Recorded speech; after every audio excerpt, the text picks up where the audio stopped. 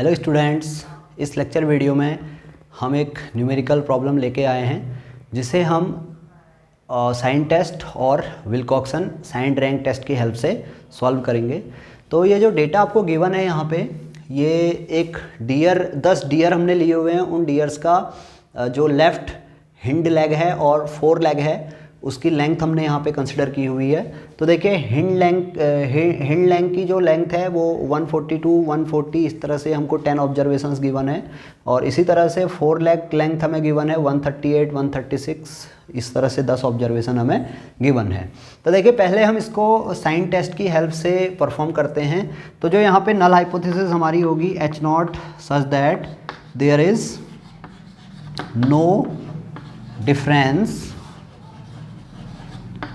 between the median lengths।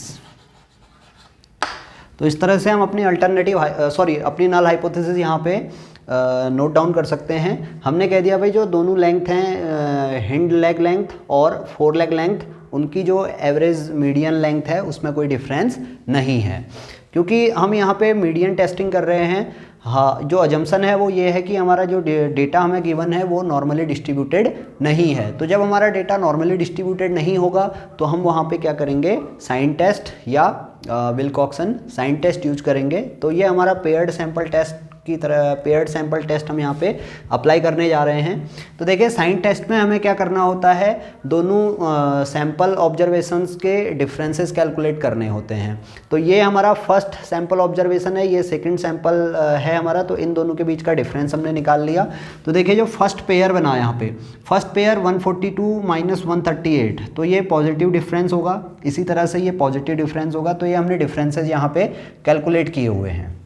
तो जब differences हमने कैलकुलेट किए तो हमें देखिए यहाँ पे R की वैल्यू मिली। R is number of positive signs. तो ये पॉजिटिव साइंस हमारे पास हैं 8। इसी तरह से n माइनस R, तो ये हो गया हमारा 10 माइनस 8 दैट इज़ 2। तो नंबर ऑफ नेगेटिव साइंस हमारे पास 2 है, नंबर ऑफ पॉजिटिव साइंस हमारे पास 8 हैं। तो अब हमने क्या करना है, P वैल्यू कैलकुलेट करनी है। तो देखिए P वैल्यू कैलकुलेट कैसे करेंगे, तो P वैल्यू हमारी होती है x 0 to R NCx 1/2 to the power n। ये हमने बताया था कैसे हम P वैल्यू कैलकुलेट करते हैं। इसका लेक्चर वीडियो का लिंक आपको नीचे डिस्क्रिप्शन सेक्शन में मिल जाएगा। वहाँ पे हमने प्रोसीजर और डिसीजन मेकिंग को डिस्कस किया हुआ है उस लेक्चर वीडियो में। तो देखिए P वैल्यू हम इस तरह से कैलकुलेट करेंगे। तो अब देखिए R की वैल्यू हमारी 8 है, तो ये वैल्यू हम यहाँ पुट करते हैं।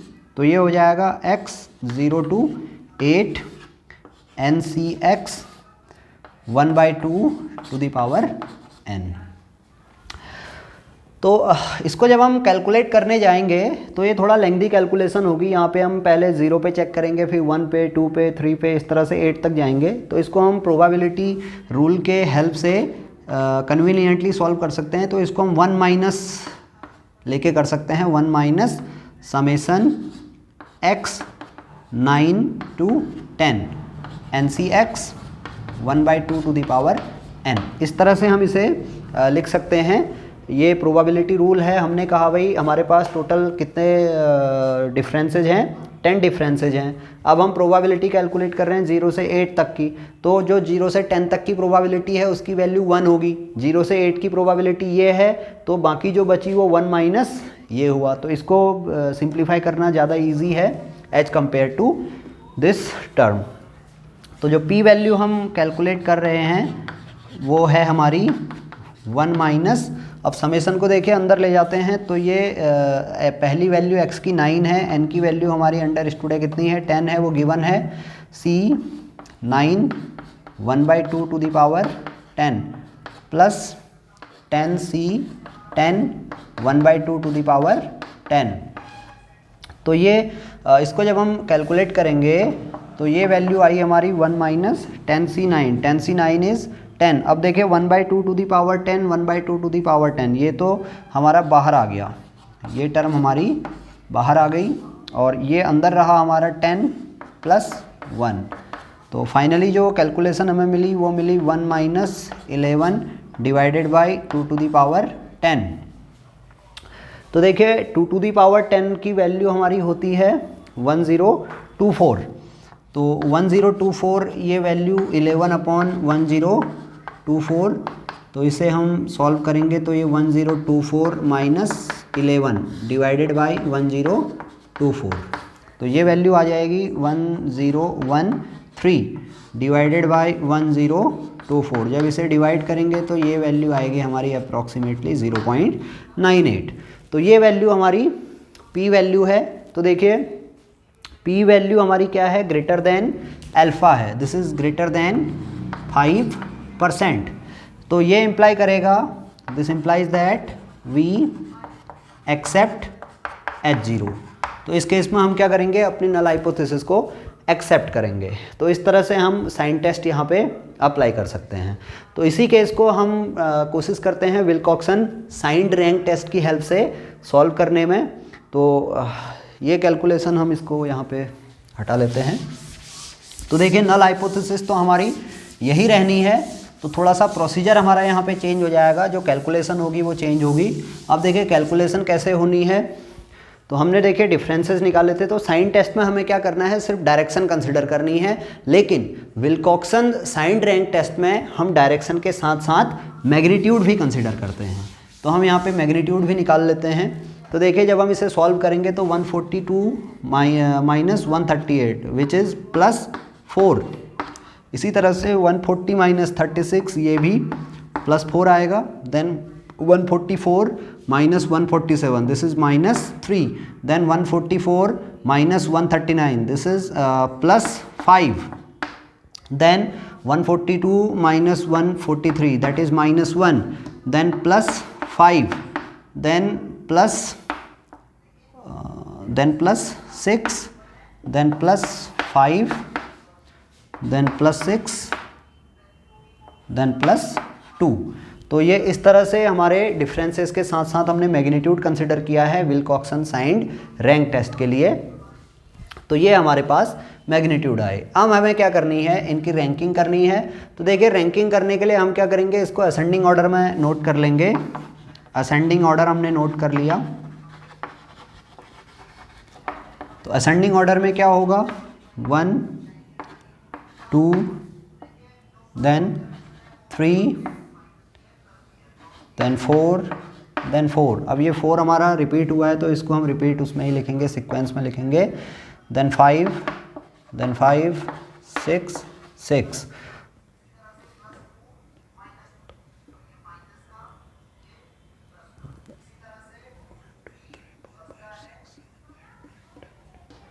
तो 6 भी हमारा 2 बार रिपीट हुआ है। 5 देखिए हमारा 3 टाइम यहाँ पे रिपीट हुआ है। तो ये इस तरह से हमने मैग्नीट्यूड इसका ले लिया। तो इसकी रैंकिंग हम करते हैं। तो जब रैंकिंग करेंगे तो इसको फर्स्ट रैंक, यहाँ पे रैंक्स हम निकाल लेते हैं। तो इसे फर्स्ट रैंक मिलेगी, इसे सेकंड और इसे थर्ड। अब यहाँ पे देखिए फोर्थ ऑब्जर्वेशन हमारा रिपीट हुआ है। तो इसको क्या होना चाहिए था, रूल के अकॉर्डिंग 4 और 5 रैंक होनी चाहिए थी, लेकिन दोनों क्या हैं, टाइड हैं, सेम हैं। तो इनको हम टाइड रैंक अलॉट करेंगे। तो इसकी वैल्यू 4.5 इसे अलॉट होगी और यहाँ पे भी 4.5 अलॉट होगी। अब देखिए रैंकिंग हमारी 5 तक जा चुकी है। तो ये 6 7 8। तो इस 6 7 और 8 का एवरेज हम इसको देंगे। तो ये 7 7 7। अब रैंकिंग हमारी कहाँ तक हो चुकी है, 8 तक हो चुकी है। तो ये 9 10, तो ये भी हमारे सेम है। तो इसे भी हम क्या करेंगे, 9.5 अलॉट करेंगे। तो इस तरह से हमने अपनी रैंकिंग कर ली है। तो इस रैंकिंग के बेसिस पे अब देखिए हमें साइन वापस जो ओरिजिनल डेटा था हमारा डिफरेंसेस थे, उन डिफरेंसेस के बेसिस पे हमें यहाँ पे अब इन्हें साइन देना है। तो देखिए जो मैग्नीट्यूड था 1 मैग्नीट्यूड ये है हमारा, इसका साइन देखिए माइनस है, तो इसकी रैंक को नेगेटिव साइन मिलेगा। इसी तरह से सेकंड जो हमारा मैग्नीट्यूड है वो 2 है। 2 हमारा देखिए ये है, इसका साइन पॉजिटिव है, तो इसको हम पॉजिटिव रैंक देंगे। इसी तरह से 3 मैग्नीट्यूड का जो साइन है वो नेगेटिव है, तो इसको हम नेगेटिव साइन देंगे। फिर 4.5 4.5 4 फोर्थ ऑब्जर्वेशन हमारे दोनों पॉजिटिव हैं, तो इसे भी प्लस साइन। इसी तरह से देखिए 5 ऑब्जर्वेशन तीनों हमारे पॉजिटिव हैं, तो इसे प्लस इसे प्लस। देन 6 ऑब्जर्वेशन जो 6 मैग्नीट्यूड है वो भी हमारा दोनों वैल्यू पॉजिटिव हैं, तो ये पॉजिटिव साइन। तो इस तरह से हमने रैंक को डिफाइन कर लिया। अब हम कैलकुलेट करेंगे टी पॉजिटिव होगा हमारा यहाँ पे 2 plus 4.5 plus 4.5 plus 7 plus 7 plus 7 plus 9.5 plus 9.5 which is equal to, इसको जब हम कैलकुलेट करेंगे तो ये 9 plus 2 that is 11 11 plus 21 that is 32 and 19 this is equal to 51। तो ये वैल्यू हमारी 51 आई। इसी तरह से हम टी नेगेटिव कैलकुलेट करेंगे, तो टी नेगेटिव हमारा क्या होगा, टी नेगेटिव -3 प्लस, यानी ये 3 + 1 दैट इज़ 4, टी नेगेटिव हमारा 4 हो जाएगा। तो इस तरह से हम टी पॉजिटिव और टी नेगेटिव निकाल लेंगे। अब जो स्टैटिस्टिक होगी, स्टैटिस्टिक हमारी यहाँ पे टी है, इसको हमने डिफाइन किया था minimum of T positive and T negative. तो ये मिनिमम हमारा टी पॉजिटिव टी नेगेटिव में क्या है, 4 मिनिमम है, तो जो स्टैटिस्टिक हुई टी वो हमारा 4 है।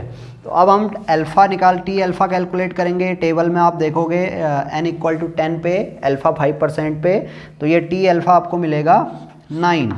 तो देखिए यहाँ से जो डिसीजन हमारा बनेगा, t is less than T alpha comma we reject H0। तो देखिए यहाँ पे क्या हुआ, विल्कॉक्सन साइन रैंक टेस्ट में हमारी नल हाइपोथेसिस रिजेक्ट हो रही है।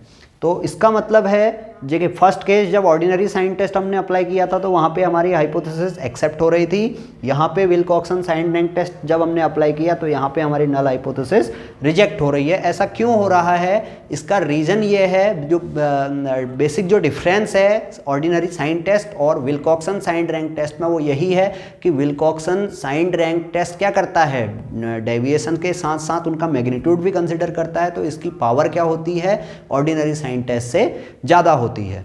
जब हम वहाँ पे ऑर्डिनरी साइन टेस्ट की बात कर रहे थे तो वहाँ पे नंबर ऑफ पॉजिटिव साइंस हमारे 8 थे, है ना, जबकि हम एक्सपेक्ट कर रहे थे, हमारी जो नल हाइपोथेसिस वहाँ पे थी, हम वहाँ पे एक्सपेक्ट करेंगे p = 1/2। हम ये एक्सपेक्ट कर रहे थे कि जो प्रोबेबिलिटी ऑफ पॉजिटिव साइंस है वो भी 50% है और getting the negative differences in the sample वो भी हमारी प्रोबेबिलिटी क्या है, 1/2 है, दैट इज़ 50%। अब टोटल ऑब्जर्वेशन 10 है, तो इसका मतलब जो हम एक्सपेक्ट कर सकते हैं वो ये था कि 5 डिफरेंसेज हमारे क्या होने चाहिए थे, पॉजिटिव होने चाहिए थे, 5 डिफरेंसेज हमारे नेगेटिव होने चाहिए थे। लेकिन यहाँ पे क्या हुआ, जब हमने ऑर्डिनरी साइन टेस्ट अप्लाई किया तो हमारे पास जो नंबर ऑफ पॉजिटिव साइंस आए वो 8 आए, विच इज़ ग्रेटर देन 5। तो ओबियस था कि यहाँ से ये क्या होना चाहिए था, हाइपोथेसिस रिजेक्ट होनी चाहिए थी। लेकिन जब हमने अपनी पी वैल्यू कैलकुलेट की तो वहाँ पे वो हाइपोथेसिस क्या हुई, एक्सेप्ट हुई, है ना। तो यहाँ पे देखिए विल्कॉक्सन साइन रैंक टेस्ट में हमने क्या किया, डिफरेंसेस के साथ साथ मैग्नीट्यूड भी कंसिडर किया, तो इसके बेसिस पे हमारी हाइपोथेसिस क्या हुई, रिजेक्ट हुई। तो पावर क्या है, विल्कॉक्सन साइन रैंक टेस्ट की पावर ऑर्डिनरी साइन टेस्ट से ज़्यादा है, तो इसलिए ये टेस्ट हमारा विल्कॉक्सन साइन रैंक टेस्ट क्या होगा, ज़्यादा रिलायबल होगा जब हम इसको ऑर्डिनरी साइन टेस्ट से कंपेयर करेंगे। तो इस तरह से हम अपने क्वेश्चंस में ऑर्डिनरी साइन टेस्ट और Wilcoxon sign rank test apply कर सकते हैं।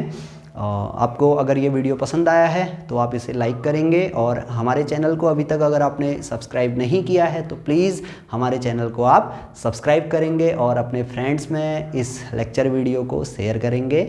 Thank you.